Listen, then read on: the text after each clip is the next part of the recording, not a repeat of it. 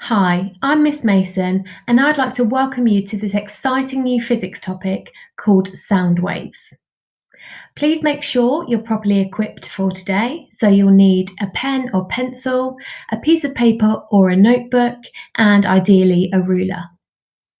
If you haven't got any of those bits, just pause the video so you can go and get them now.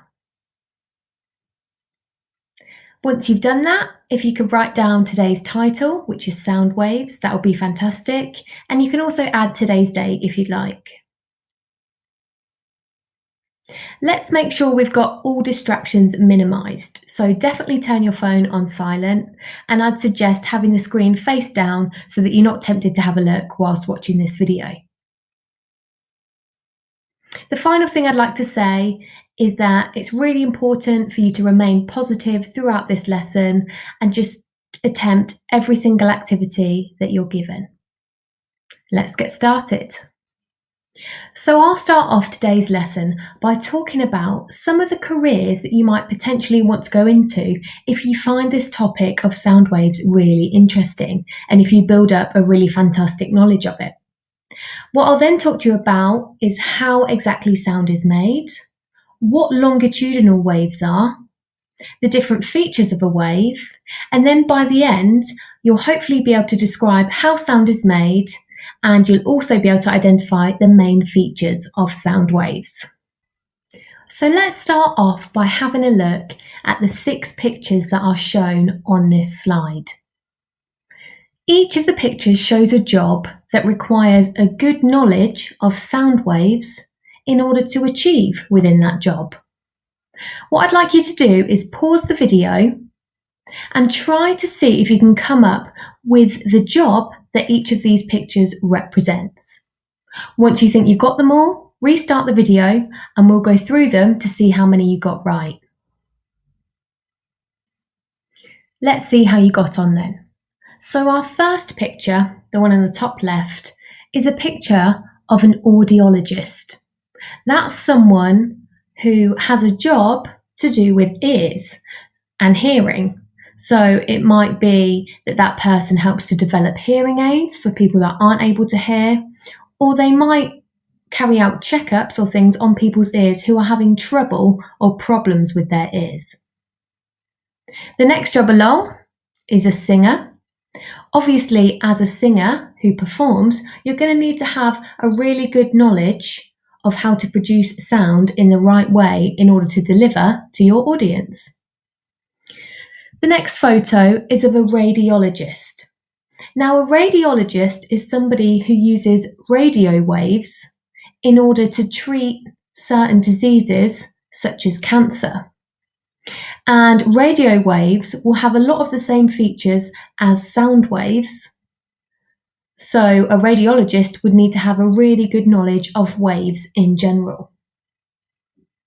The next job is a music teacher. I think that's self-explanatory. They're going to need to know a lot about sound because they'll be producing sound and teaching someone else to produce sound. Then we have a builder. Now, some of you might be thinking, well, why does a builder need to know about sound? But we don't want to be able to hear things inside of our houses from the outside necessarily, not too loudly anyway, and vice versa. So a builder needs to have a knowledge of how to protect the inside of a house or any kind of building from external sounds. It won't be completely free of sound from the outside, but there are measures that a builder could put in place to reduce the effects of sound coming into the house. And then the final job on here is a theatre technician. So somebody that works in a theatre, whether that be with the lights or with the sound or anything technical, they are definitely going to need a good knowledge of sound waves. So before I go on to tell you about sound in more detail, I want us to start off by doing a little experiment. All I want you to do is put your hand on your throat as you talk or hum and see if you can feel it vibrating. So if I put my hand on my throat now whilst I'm talking, I can feel the vibrations from my throat. See if you can do the same. Pause the video for a moment and have a go. Now, the reason we could feel a vibration from our throat when we talk is because all sounds are caused by vibrations.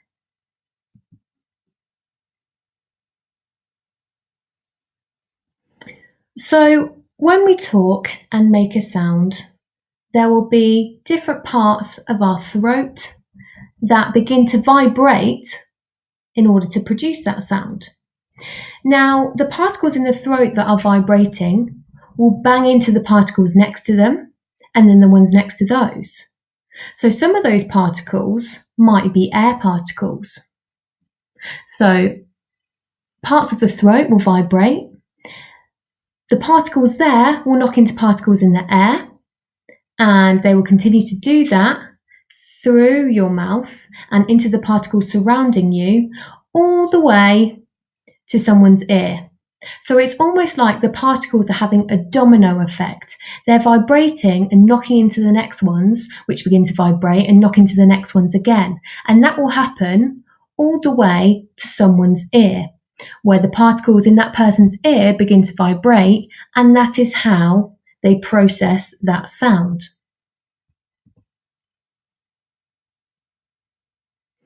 The next point I need to make is that sound travels in waves.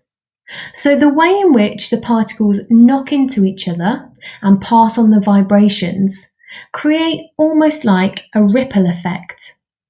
And that's why we say sound travels in waves, because there's a wave through the particles as the vibration passes on the energy from that sound. Now, one really important thing to remember, or to learn, if you haven't heard it already, is that sound can only travel through a medium. Now, a medium is anything that is made up of particles. So it could be a solid, it could be a liquid, and it could be a gas.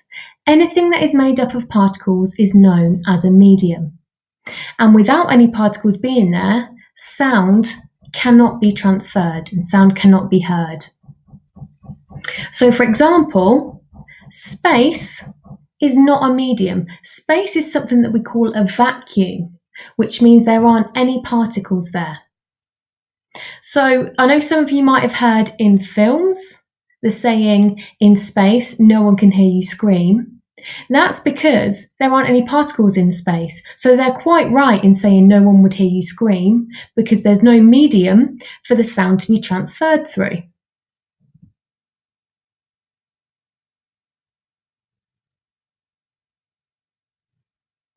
Now, we call waves mechanical because anything that has to travel through a medium is known as something mechanical.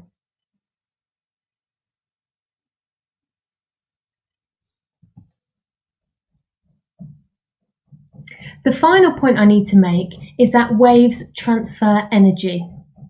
So as those vibrations go from particle to particle, energy is being transferred from each of those particles to the next, all the way from the person that's talking or the object that's making the sound to someone else's ears.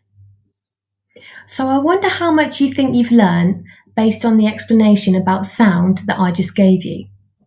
Have a go at these quick fire questions to see how much you've been able to remember. First one, what is sound caused by?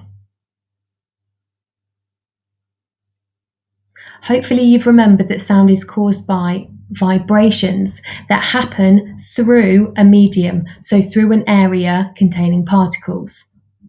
Next question, how does sound travel? Sound travels in waves.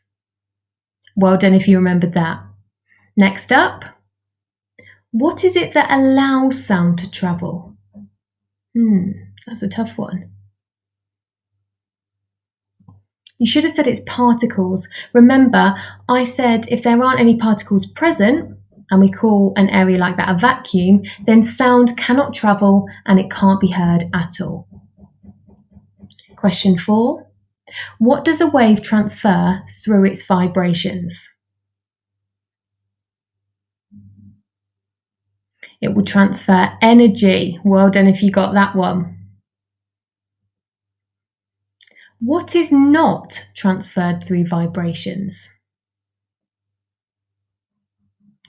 Perhaps I didn't pick up on this enough actually in my explanation, so let's just talk about that now. Particles are not transferred through vibrations. So although vibrations pass through the particles aren't carrying the vibrations from one place to another. The particles stay in their position and just vibrate, move slightly to pass on to the next particle, pass the energy onto the next particle, and then stop. So they stay in position, but they just help to transfer the vibrations through the medium. Okay, so apologies, I didn't say that at the start, but hopefully that makes sense for you now. So now that you've had a go at those quickfire questions, I think I could set you off on an independent task. All you need to do is write a short paragraph, or even just a few sentences, describing how sound is caused and how it travels. And I've given you some key words to use within your description. Pause the video here, have a go at that, and then continue watching once you've finished. Let's go through what a model answer would look like then. So you should have said something like this. Sound is caused by vibrations of particles which knock into each other and pass on the vibrations. Sound can only travel through an area that contains particles, which we call a medium, and sound travels as a wave, and this wave is what transfers energy. Well done if you managed to get something like that. It doesn't have to be exactly the same, but as long as you've included all of those key words in the right ways, then that's fantastic. These two instruments demonstrate really nicely how sound is caused by vibrations and how sound waves can transfer energy from one place to another. So let's start off by thinking about the guitar. And if you play the guitar, you might already have an idea of how the production of sound from a guitar works. So sound from a guitar is produced by plucking or strumming the strings. And when you pluck or strum the strings, they vibrate. You can visibly see that the strings vibrate when you pluck them. Now, the vibration of the particles in the string will knock into particles within the air surrounding those strings. So they'll pass that vibration on to the particles next to them, and then those particles will knock into the next particles along, causing them to vibrate, and so on and so forth until they reach somebody's ear and somebody hears the sound of a guitar being played. So those vibrations are transferring energy. They're creating a sound wave that transfers energy from the strings of the guitar to our ears, so we're able to hear a sound. What I'd like you to do now is just pause the video for a moment and think about how a similar thing happens with a drum. Once you've got a good idea, play the video again and we'll go through how that works. All right then, so if we were to hit the skin of a drum, the skin would vibrate and the particles within that skin would be vibrating. Those vibrating particles in the skin would knock into particles in the air surrounding the drum and cause them to vibrate. Those particles in the air would then bang into the next particles in the air, causing them to vibrate. And then the next particles in the air, which cause them to vibrate. Next particles, vibration, next particles, vibration. You get the picture. And that would happen all the way to the particles in somebody's ear. And that's exactly how we hear a sound, which is caused by vibrations and with a sound wave transferring energy from one object to another. Now I want you to have a look at the picture that's showing on the screen now. And if you've never seen this kind of object before, it's something that we call a slinky, which is essentially just a giant spring which can be stretched back and forth. And we can use a slinky to really nicely demonstrate how vibrations pass through something and how a sound wave is created. So let's imagine we had a person holding each end of the slinky and they stretch out the slinky across a room. Not so that it's fully stretched, but so that you can see it is partially stretched. Okay. Now, if a person at one end of that slinky gave the slinky a little push, you'd see almost like a ripple effect through the different sections of the slinky. So the end of the slinky that was pushed by that person would knock into the next section of the slinky, and then the next section of the slinky, and the next one, and the next one, and the next one. And that's exactly what happens when vibrations knock into particles, or particles knock into another particle to pass on a vibration. Now, when the person pushes the end of that slinky, there will be some sections of the slinky that seem to squash up and get closer together, and there'll be other sections that seem to space out a bit and stretch a bit. And that's what creates the wave kind of motion. Okay? Now, obviously, that person giving the push is transferring energy from them towards the other person. So the direction of energy transfer is from the person pushing it towards the other one. And the different parts of the slinky are also moving in that direction. And this is exactly what happens with a sound wave.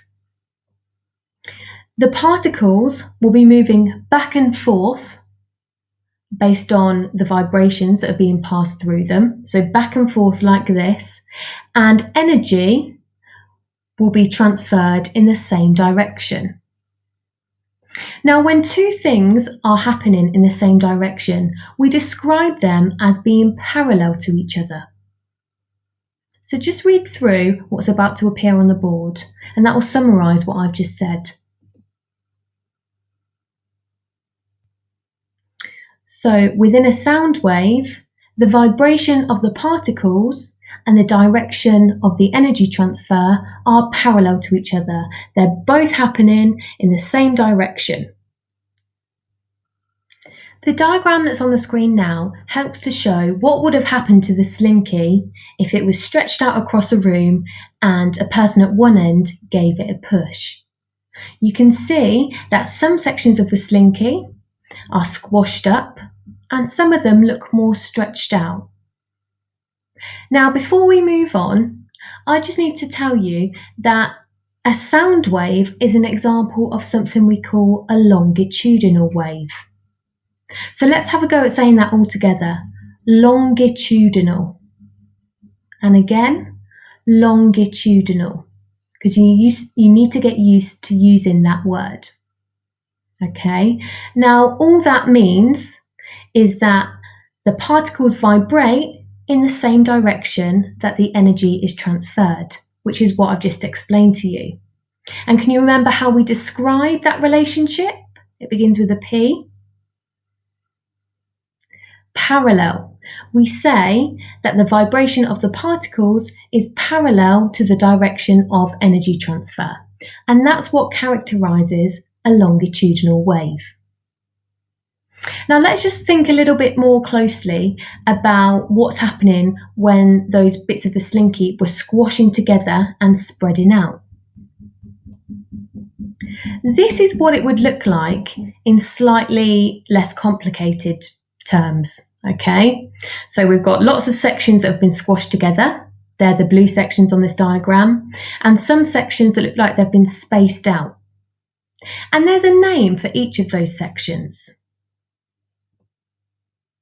We call the section that's squashed together compression, and the section that is spread out rarefaction. Now, the word compression just means to squash, and you can see here there's been a section on this diagram that's been squashed together. The word rarefaction is to do with lowering the density of something. So the word density means how much matter is present within a certain volume. Okay, now if something is low density, there won't be much of something present within a given volume. And that's shown in this section of rarefaction. There aren't many sections of this diagram within the rarefaction section. Okay, so that's to do with the density of something becoming lower. And if we were to stretch out a slinky, the density of those slinky coils would be lower, and each of the coils would be further apart.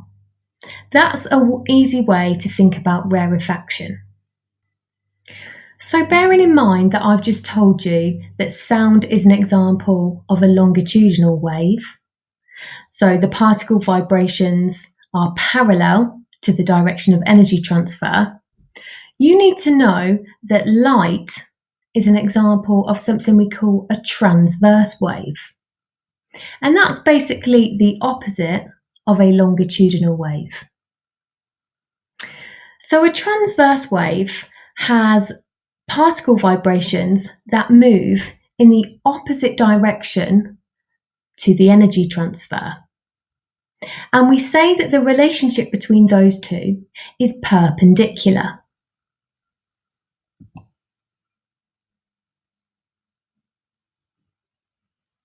Let me show you what that means, because I'm sure for some of you at the moment, that's not really making much sense.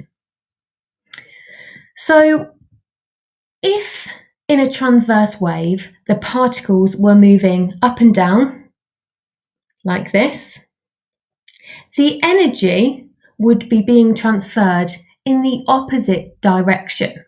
So the energy wouldn't be transferred up and down, it might be transferred left to right or right to left, like this.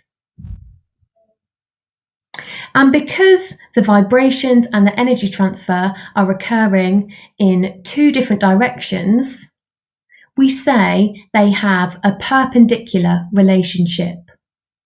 Or if you read through that sentence at the top, we could say the direction of energy transfer is perpendicular to the direction the wave travels. And the word perpendicular really just means at right angles. So you can see between these two arrows, there is a right angle.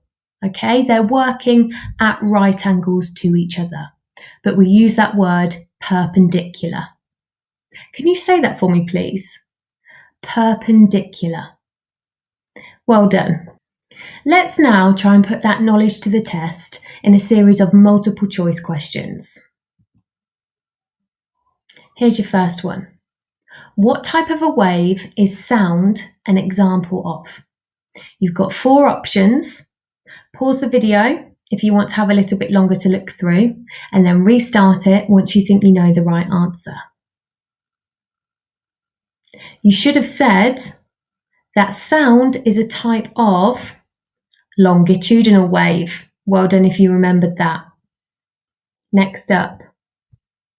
What type of a wave is light an example of? Can you remember? This time you should have said option 1, transverse. Fantastic if you managed to get that as well. Next question. The direction of energy transfer is something to the direction of particle vibration in a sound wave. So what did we say about the relationship between particle vibration and the direction of energy transfer in a sound wave, which is a type of longitudinal wave? If you want some more time, pause the video and then come back once you think you know the answer. The word you were looking for is parallel. In a sound wave, which is a longitudinal wave, the direction of energy transfer is parallel to the direction of particle vibration. Well done if you got that one. That should make this next one a little bit easier, now that you know the answer to the previous one. Have a read through, figure out what the missing word is, and then continue to watch to see if you got it right. The correct word was perpendicular. So in a light wave, which is a type of transverse wave, the direction of energy transfer is perpendicular to the direction of particle vibration, which just means they are at right angles to each other, but they're happening in the opposite directions. Well done for that. Another little independent task for you here, based on the last chunk of the video. It says on the screen, sound is a type of longitudinal wave. And your job is to describe what is meant by this. You've got a sentence starter there to help you out. And I'd like you to just pause the video here, try and finish off that sentence and add a couple more if you can. And then restart the video once you're ready to have a look at a model answer.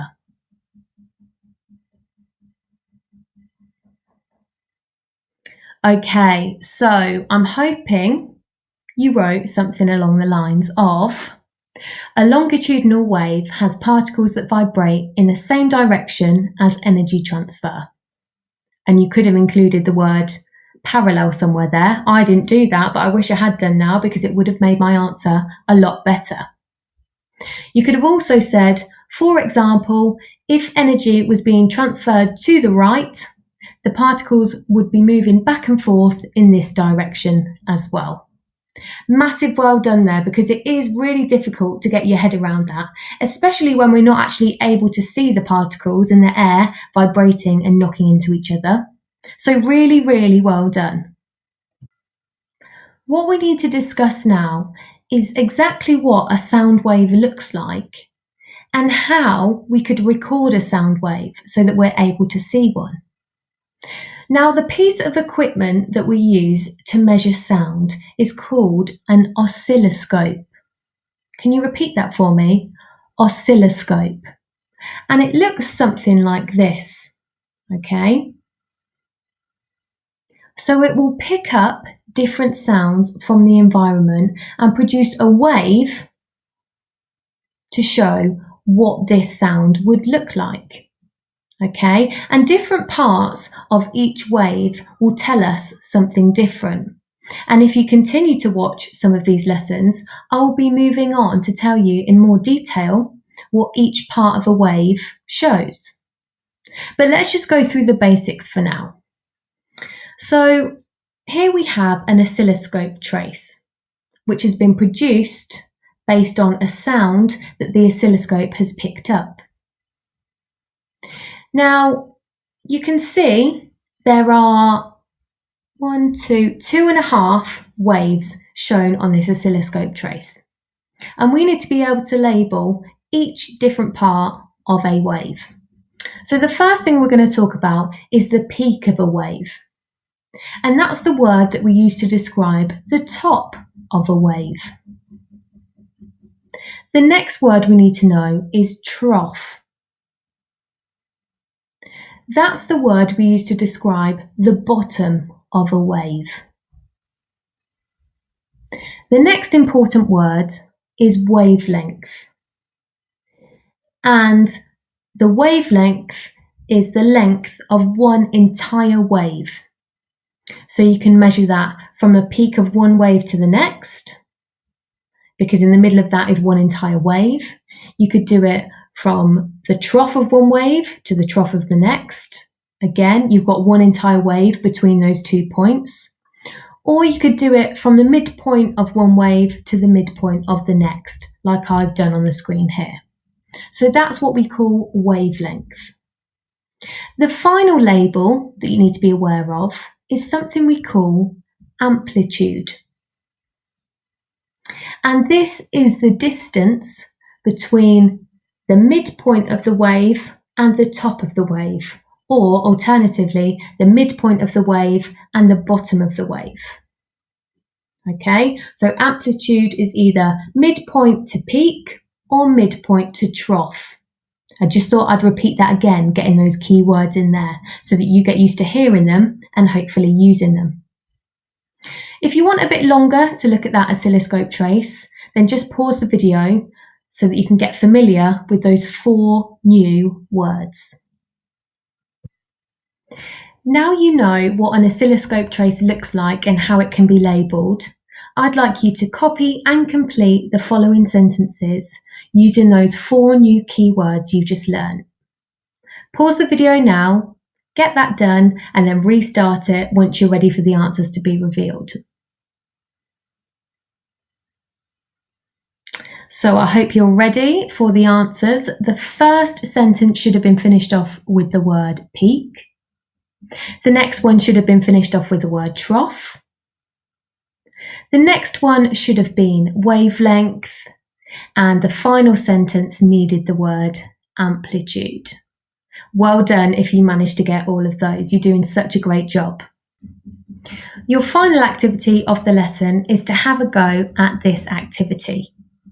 Read through the question in the white box, have a look at the keywords, and then use the sentence starters to help you get started with this activity. Pause the video now, have a go at this task. Don't give up, remember, try your hardest and do what you can. And then restart the video once you're ready for me to go through what the correct answer should look like. Okay, so for this task, you are required to think back to those descriptions I gave you of longitudinal and transverse waves. So thinking about which of those waves is a sound wave and which is a light wave. So let me get the answers onto the screen for you. I've split this up into sections just to make your marking a little bit easier. So the first section is all about sound waves. Have a read through that, compare it to your work, and give yourself marks where appropriate. Make sure you're adding on anything you've missed as well.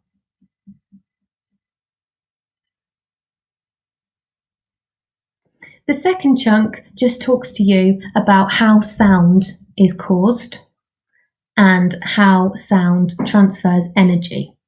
So again, have a read through, compare it to your answer, and then self-assess. The final section talks about how light is a type of transverse wave, and there's some extra information underneath that as well. This is your last chance to compare this information to your answer before we finish. So that does bring us to the end of today's lesson. You've done so well because some of this content was really difficult. So you should be really proud of yourselves. What I'd like you to do now is exit this video and have a go at the quiz to review today's learning. Thank you so much for joining me, and hopefully I'll see you again soon. Bye bye.